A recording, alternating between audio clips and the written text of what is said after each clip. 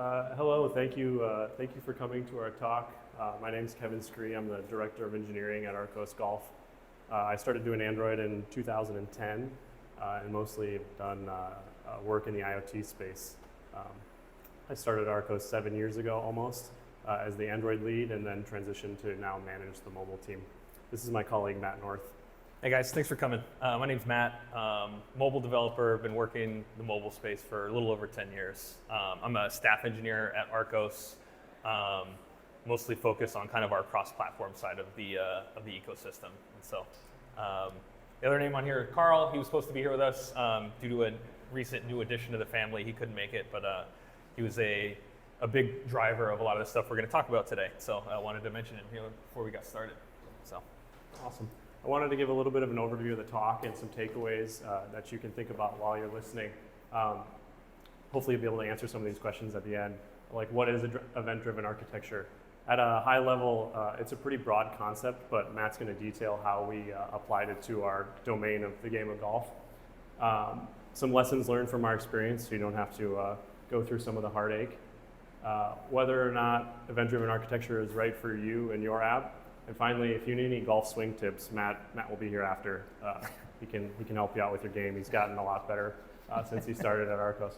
I'm sure most of you are familiar with the game of golf at a high level, but I wanted to kind of talk about it and go over some terminology that you're going to hear to kind of frame up the talk.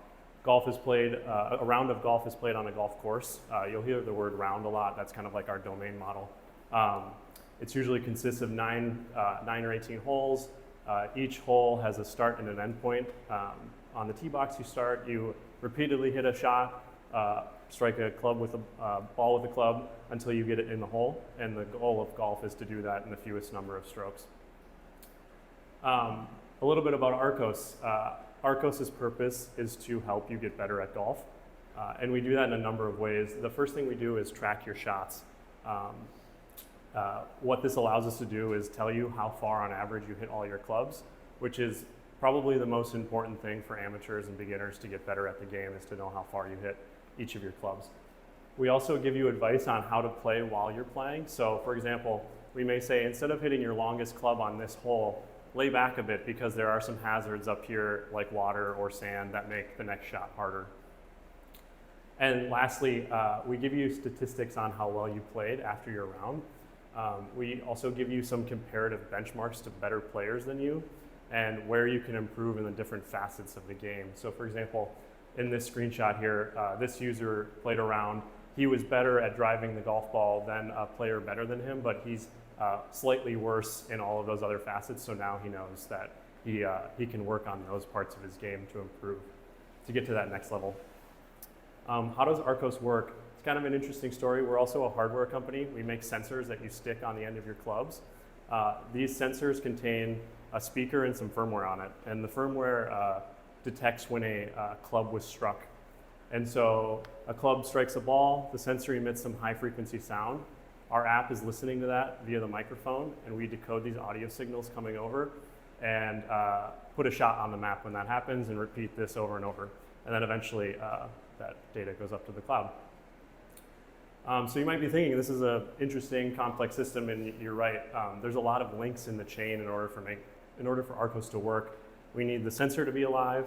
We need it to detect the strike accurately. We need the phone to be in range to detect the audio signal. We need to know where you are on Earth. We need access to the microphone and it's working properly. We also map almost every golf course in the world to know where all the holes are, to know what hole you're on, for example. And then that's just kind of at the root level, and then you take the app logic, which is like, storing to the database and updating the UI, kind of that next layer up, all needs to work too. The problem is, if we have our one link in the chain that fails and we don't know where you are on Earth, it's hard for us to put a shot on the map. So it becomes rather difficult to make sure that this entire chain is working. And golf is also like an infinitely complex sport where I could play the same golf course every day and never replicate the same state each day, down to the 7th decimal point on a latitude, longitude. So for us, that makes it really challenging to validate our changes, to know that the entire system is functioning. And lastly, kind of another unique case for Arcos is that this also takes place over 4 hours. So not only do we have to do this a bunch of times, we have to make sure that our app is functioning properly over a typical round of golf, which is 4 to 5 hours. Reliability for our system is important. Users don't have a lot of opportunities to go play golf, and once that opportunity is missed, it's gone, right? We can't really say like, hey, go try again, go retry your purchase, and it should work this time. We've kind of lost that moment. So a couple of years ago, we kind of made it our North Star goal to figure out our North Star goal to increase retention for our annual subscription. And after some user studies, we determined that users missing shots was the #1 reason by far that they were leaving our system. So what would typically happen is customer service would get a call from a user, they'd say we're missing shots, and they'd come to the engineering team and they'd say, hey, we have this problem, what's going on? And we would never really have a great answer for them, primarily because this was our view. This is, from our legacy system, some example HTTP request that goes up to our server, and this is what we were able to see after a round of golf. And obviously there's not a lot of information here, and trying to troubleshoot why a user was having issues was difficult. So at first we started adding logging to get something out there, but we're spending a lot of engineering time on very small use cases and people having issues that it just became not very scalable. So we thought there must be a better way, and thus our journey to an event-driven architecture was born, which Matt is going to detail here.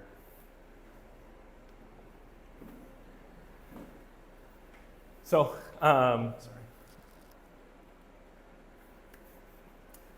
we initially tried to reach out to Tiger Woods, and he sadly would not return my phone calls. So we had to take it on our own and decide that event-driven architecture was the path we wanted to go forward with. So, event-driven architecture is not a new concept. It's been around for quite a while. What was particularly interesting about it to us was it would give us the ability to capture the complex state that Kevin was talking about and be able to view that in a much more visible way and have a lot more insight into what went wrong during a round of golf. So at a very high level, when you're building an event-driven system, your components will fit into one of these 3 categories: event producers, event brokers, and event consumers.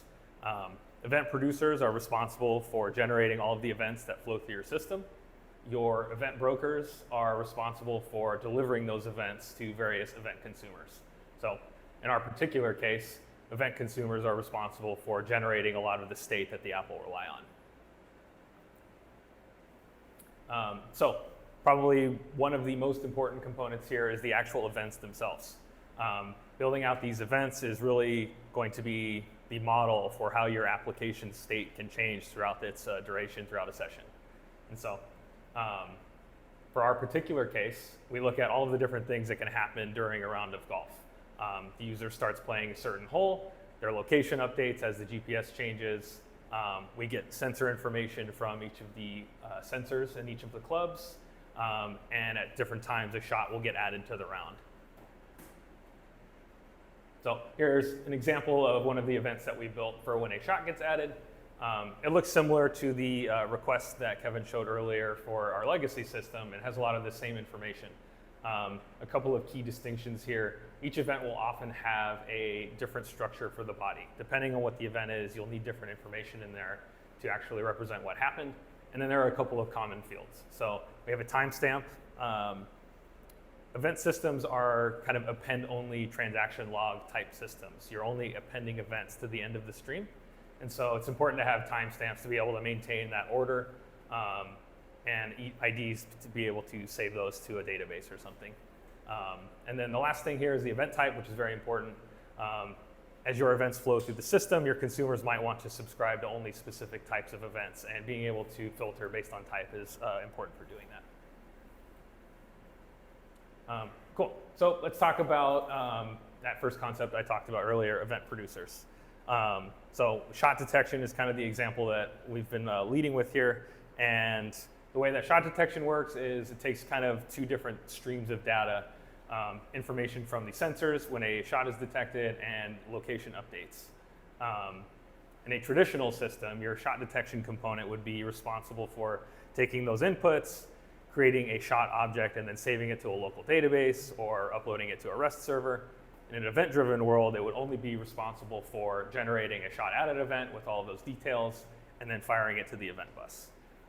The nice improvement here is our shot detection component is now responsible for a lot less. It just has to be responsible for firing and for getting that event. So the other end of the equation are the consumers. So using this same shot added event flowing through the system, it is received on the event bus. The event bus then distributes it to all of the various consumers. Our shot repository is responsible for taking that shot event and generating an actual shot object for it and updating any local data sources for it. Our stats engine will then calculate stats for that user and use it to update all of the benchmarks that we'll show later in the round. And then we have other pieces of logic. For example, a hole switcher. If you've hit enough shots on a hole, we think it might be likely that you're now done with that hole and we can move on to the next one for the user. And event consumers are really where this type of architecture starts to tie into more traditional Android architecture components. And so in most cases, your event stream will be kind of the starting point for a flow. And as that flow originates at the event bus, it'll flow through various producers, through to consumers, in our case, it'll shot repository, and then it'll flow from there into view models and into views, and ultimately, eventually updating your view. Unidirectional data flow is kind of a really important thing to lean into here. Events are now kind of the core unit that actually changes your system. And so anytime you want to change the state of your application, instead of going and updating a list of shots or a round, your job is now going to be to actually fire an event to facilitate that change. So yeah, I guess looking at this a little bit more high level, this shot added event flows through the system this way. An event eventually reaches the repository where it becomes a shot, and then we can actually update the UI. So in terms of actually modeling these events in code, what we found worked best for us is to actually use a sealed class with various data classes inside of it. This allows us to easily distinguish between different event types, as well as still have common fields that we don't have to define for every single case. And this is the actual kind of data structure that we pass around the app. So I wanted to start with kind of a simple example here, a shot that is manually added by the user using the UI. And so the user taps some button in the UI to actually add the shot. The view model handles that tap action and forwards it to our shot repository. And as I mentioned earlier, instead of actually creating a shot object here, we're just going to emit a shot added event. The nice thing here is regardless of whether or not the shot was manually added by the user or detected by our shot detection engine, it's going to result in a shot added event regardless.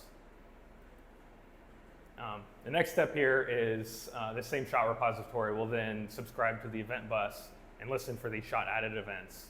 And that will be the catalyst for actually updating the local data source with a new shot.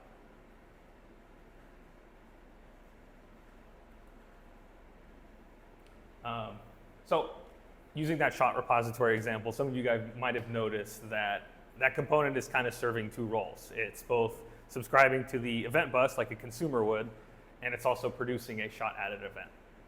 This is a pretty common pattern that we use in a lot of our components and allows you to do a lot more complex logic than just manually adding a shot. So let's look at a little bit more of a complex example like our automatic shot detection.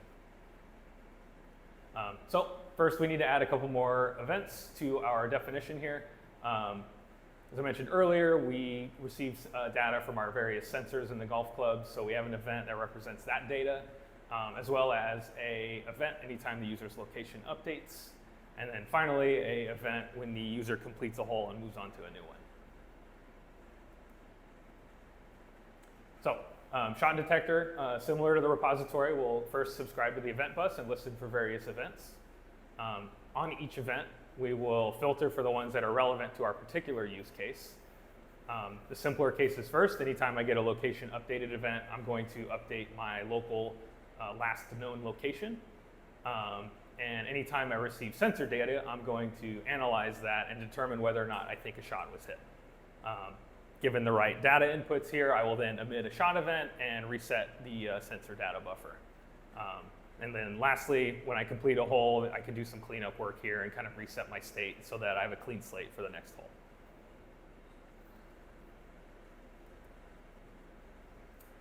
So that's kind of high-level overview of EDA. Some of the learnings that I want to share, some things that we ran into.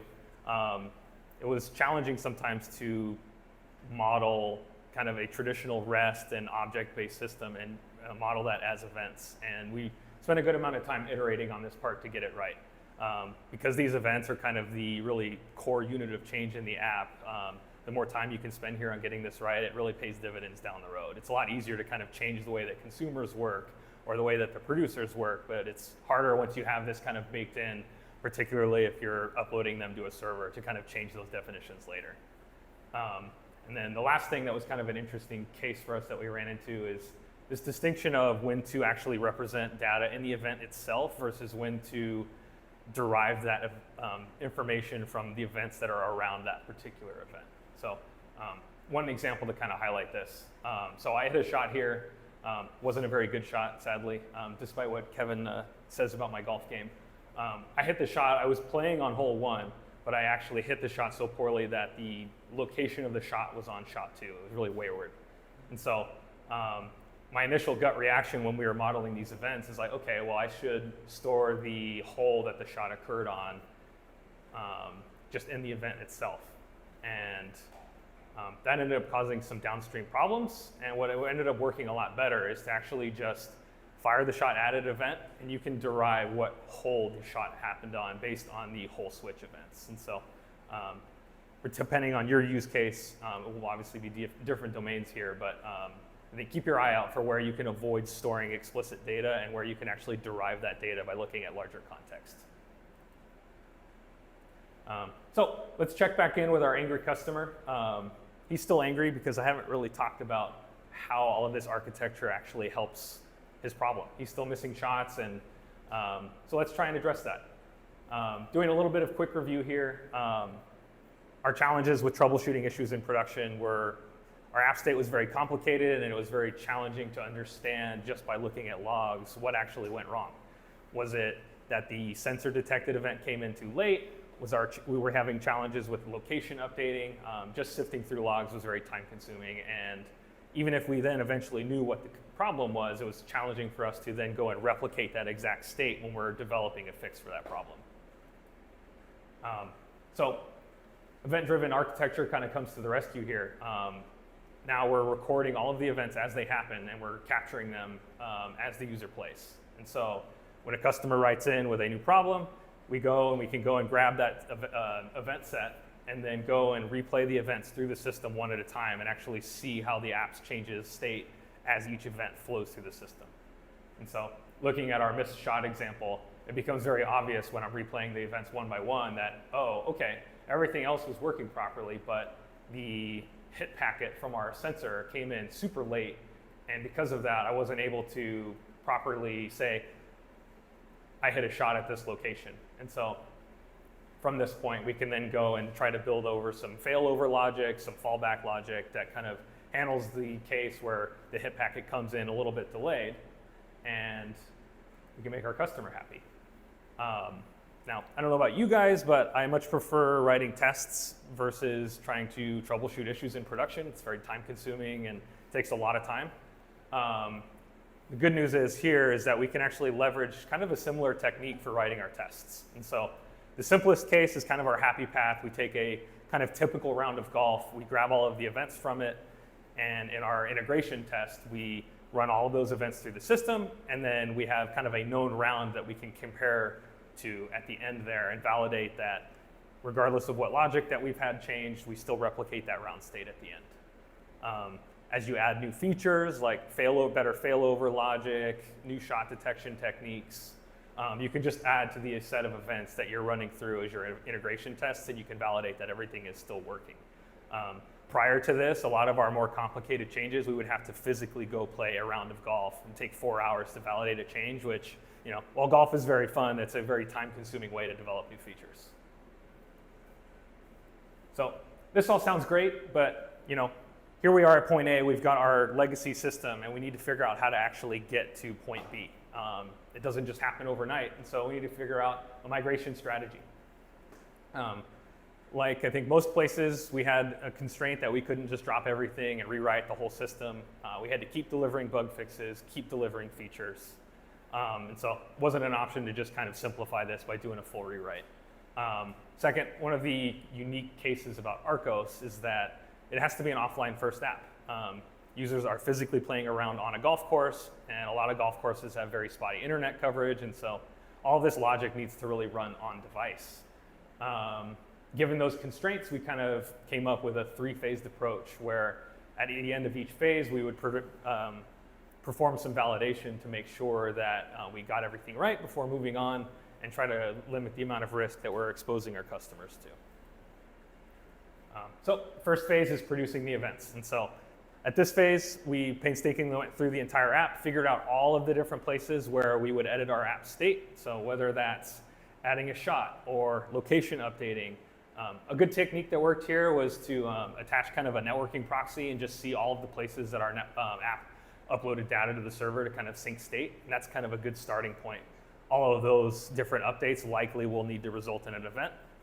It didn't get us the whole way there, but it got us most of the way there. So you figure out all those places, you design an event that just adequately describes that edit, and then you go and you update your backend server with those events. And important thing to know here, this is now running in parallel with all of our existing legacy logic. We haven't actually removed anything yet. And then at this phase, we just iterated on our design significantly.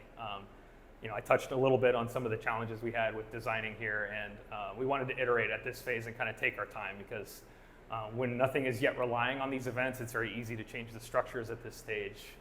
And so we kind of took our time here. So as I mentioned, nothing in production was yet leveraging these events, but at this phase, we started using some of our internal tools and based those on events. And so the screenshot here is one of our internal tools that we use to troubleshoot rounds. It gives us a way to kind of visualize all of the things that happen on the course. And so you can see here, we've got some shots added here, some location data updates, and this was a great way to kind of dog food this new fresh architecture for us in a way that was real and not just kind of isolated tests while not exposing our customers to risk.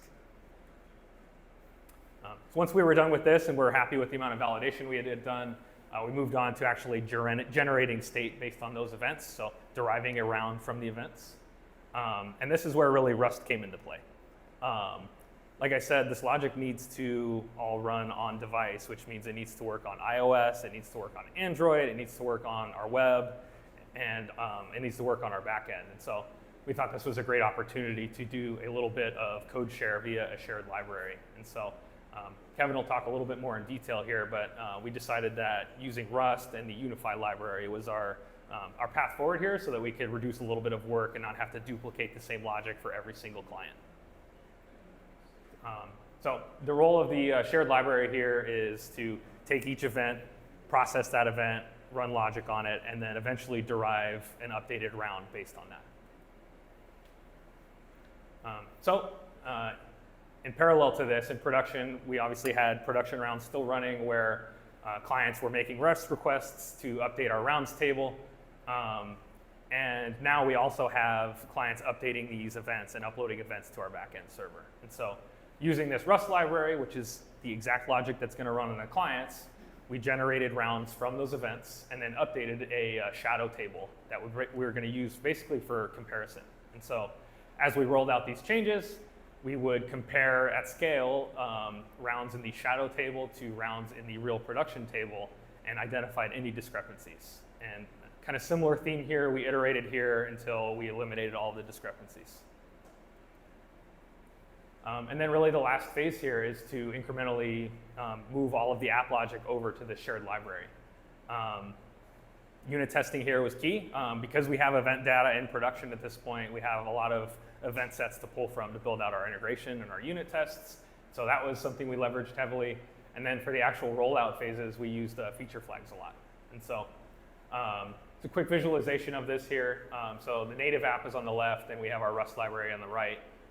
When we were getting ready to roll out something like shot detection, we would build a feature flag for shot detection. And when the flag is enabled, Rust would be responsible for running all of the shot detection logic. When the flag is off, the app will be responsible for that. And so as we rolled out, a key piece of our functionality here, we set the rollout percentage to 5% and let it loose, and then validated that our analytics still looked good, our app feedback was still positive, and that we didn't break anything unintentionally. I know tests are usually very valuable, and it is still possible for you to miss things in that phase. And so wanted to make sure that we had another tool for reducing any potential problems in production. And so you kind of rinse and repeat this process until eventually all of the modules are moved over. Full transparency, this is still a work in progress. We have not finished this phase yet, but so far we've rolled out multiple modules and we have not had any downtime or any issues with our production app. So I got to talk about a lot of the fun stuff, which is the technical challenges to migrating to this system. But one of the kind of softer bits is how do you prioritize this against other work? And that means talking with stakeholders and product managers. And that's where I throw up the white flag and leave this to Kevin. Thanks, Matt. I'm sure most of you in your careers have had to deal with situations with trying to get buy-in from leadership and product and addressing technical debt, and this was no different for us. And more importantly, we knew this was going to be like a really core change to our app and how it behaved from previous implementations, and that implies a lot of risk, which generally businesses are adverse to. So Matt mentioned that each of these steps took quite a long time in between. We wanted to validate our assumptions and make sure that we were building something that worked. And we used a couple of strategies to try and get buy-in from product and leadership to make this change and to improve our product for the better. And I think you can use some of these strategies too. The first part was to quantify the impact. So we did some cost analysis on figuring out how much engineering time we were spent looking through logs and managing customer issues. And we kind of framed it up as an opportunity cost on what else we could be building to make the product better versus spending time looking through logs. Matt also mentioned this a bunch of times about a phased approach with some incremental changes, kind of plugging it in as we go. One of our, I think, biggest successes was leveraging product initiatives. So anytime a new feature came on our roadmap, our first question was, can we use events, can we leverage events to make this feature happen? And surprisingly, that came up a lot. The answer was yes. And it's a lot easier to get buy-in from product to say, hey, this is just going to take 25% more time, and we're making our way towards addressing all this technical debt. So, and then looking for some quick wins. One of the screenshots that Matt showed you from our internal tool was probably the most successful we had in getting leadership to buy into this project. And that was fairly early on. When they could actually see their rounds of golf and that level of detail, I think it kind of opened up their eyes to what the possibilities were for this new system. And lastly is kind of aligning with the business goals, kind of defining what the customer experience is going to be like, and showing them hey, now this customer service, while they're actually on the phone with somebody, can pull up somebody's round of golf and help troubleshoot them live instead of having to come to the engineering team for help. And addressing that kind of long-term vision, I think that's the kind of the crux of the technical debt. Is we really kind of push this as Arcos has grown. During COVID, golf kind of exploded to be scalable. Our servers were going down because of the number of put requests and stuff like that. So to be able to run all this stuff on the client was a big win for us. And then Matt mentioned some Rust for our shared library. We have some Kotlin multi-platform in production right now with our Arcos Link product. It's a Bluetooth peripheral that manages the Kotlin multi-platform manages the communication and processing of all that data. So it was a logical step for us to try this out. So we needed this to run on a bunch of different platforms. Matt mentioned web and backend and iOS and watchOS. So we picked a couple of different libraries that we needed, and we do a lot of geospatial math. So we took a couple of those, tried to get them working, and one of the most important ones, Spatial K, wouldn't build for watchOS out of the box. And so we were like, okay, let's maybe try something else and see what else is there. A couple of other issues were, it was still, Kotlin multi-platform was still in beta at this time, so wanted to explore some other options. We were also going to use this outside of the mobile team. KMP worked well for us, like on iOS and Android. We got some buy-in from the iOS developers. It went okay, but trying to get this to a broader group, posed some additional challenges. So Carl was actually the one spearheading most of this and trying Rust. So he picked Mozilla's Unified to generate the FFI bindings, kind of that glue code between Rust and the app code. We built some artifacts to make sure that they'd build and run on all of our desired platforms. And I think this last part is really what kind of sold us on going to Rust over KMP, was just kind of the tooling around it and getting engineers onboarded. We had a little bit of problems getting iOS engineers up and running in the Kotlin world. And then now we're talking about getting a lot of other engineers outside of mobile up and running, and it just was quite a bit smoother. However, Rust isn't perfect by any means. We run into our fair share of issues. We've run into a couple of nasty threading issues in the FFI code, but thankfully Mozilla's been pretty responsive anytime we've submitted any issues. So we've also found out, of course, that some libraries don't build for every target, so we've had to do some creative steps there. And then the last thing is Rust just generally has a steeper learning curve, I think, especially when you're talking in the context of mobile engineers. It's just a much different paradigm than developing Kotlin or Swift. So wrapping up here, we just have some recommendations. I think hopefully you'll be able to answer whether or not you should use event-driven architecture in your app. I think it's like, if you have a highly complex, scalable, or highly complex system that needs to kind of coordinate all these asynchronous subsystems, it's a good option for you. It seems to have really helped us. And then, like Matt mentioned, kind of taking your time to get the migration right. One of the most important things was getting those event structures correct. Once you have things relying on these events and their structure, it becomes much, much more difficult to manage all of those changes. And lastly, get out and go play some golf. We're here to answer any questions now or after the talk too, so just let us know. Thank you.